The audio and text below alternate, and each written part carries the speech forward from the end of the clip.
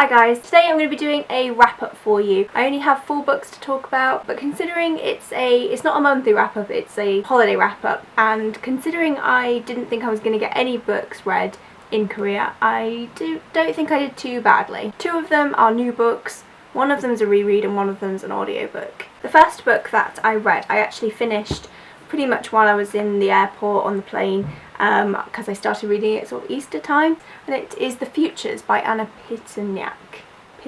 This centres around 2 characters, Julia and Evan, and it's basically their story, how they meet, and I think they start the book by graduating from Yale, so you don't actually see their university experience, but you sort of see them graduating, having to go into the real world, getting real jobs, and their relationship through that hard time. This started off really well. I thought I was going to relate a lot to the characters. They were both in uni and had a big group of friends, and nobody knew what they wanted to do with their lives, and they were all sort of anxious about the future. And I think I and a lot of young 20-somethings relate to that a lot. You know, getting a house and growing up basically is a scary prospect, and I thought she illustrated that in this book really well. I thought the characters were very believable in that sense. Yeah, I really liked the start of the novel. However, once they sort of graduated from Yale, they moved to New York, and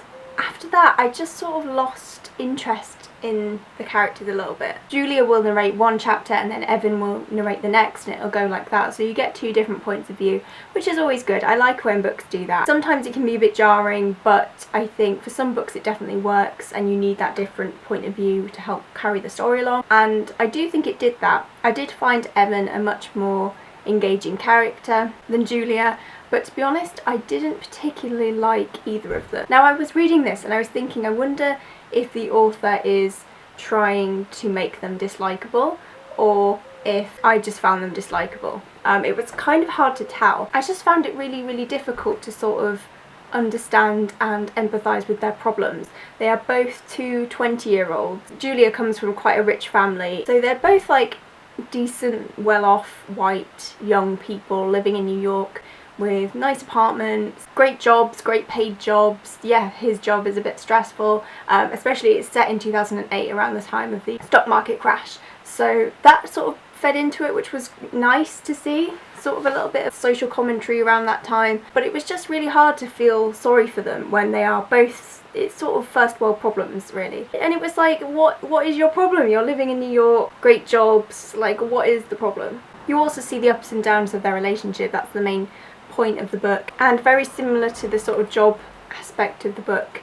Neither of them are very happy. They do sort of start to find comfort in other people, and when it's stuff like that, it's just break up. So this book started off really well for me, but I just didn't feel like they were very likeable characters, and by the end I was just sort of really unengaged with what was going on because I just didn't care about where they ended up. The second book I read, however, was The Museum of You by Caris Bray, and this one was a lot better. I read this on my Kindle and it was awesome. I read it in a couple of sittings. So the premise of the book centres around 12-year-old Clover. She lives with her dad after her mum passed away when she was 6 weeks old. She's taken to a maritime museum where there is a big Titanic exhibition. In the exhibition, she's asked to take a card with the name of a passenger on it, and she's sort of supposed to carry this throughout the museum, and at the end she finds out the fate of the passenger, if they survived or if they were one of the people that sadly drowned on the Titanic. Besides, this is a really cool idea. She gets inspired and she decides to do the same idea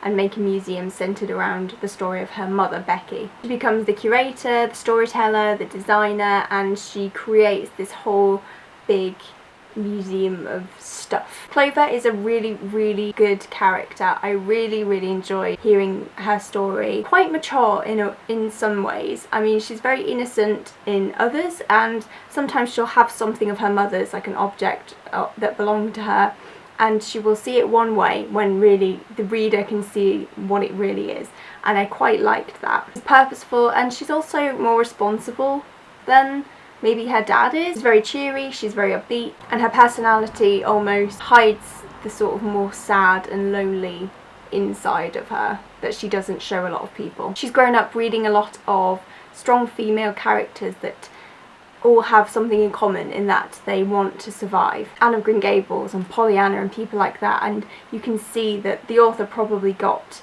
inspiration for Clover from that, and Clover got inspiration from those characters as well. Clover isn't really told anything about her mother. She has bits and bobs and different pieces, and she has to try and make these pieces all fit together into a story, but it's never that easy. We also get the dad's point of view, Darren, which is a really interesting point of view and very different to Clover's, but we also get his backstory about him wanting to go to university and having Clover and all those different sort of things, and we sort of get an insight into his and Clover's mother's backstory. There's a great quote which I underlined because I really liked it, and it is, "When you grow up in the saddest chapter of someone else's story, you're forever skating on the thin ice of their memories." That obviously links to Clover. She's a very happy, bright little girl. She doesn't really remember her mother at all, and for all her dad's trying to bring her up as a normal person, she is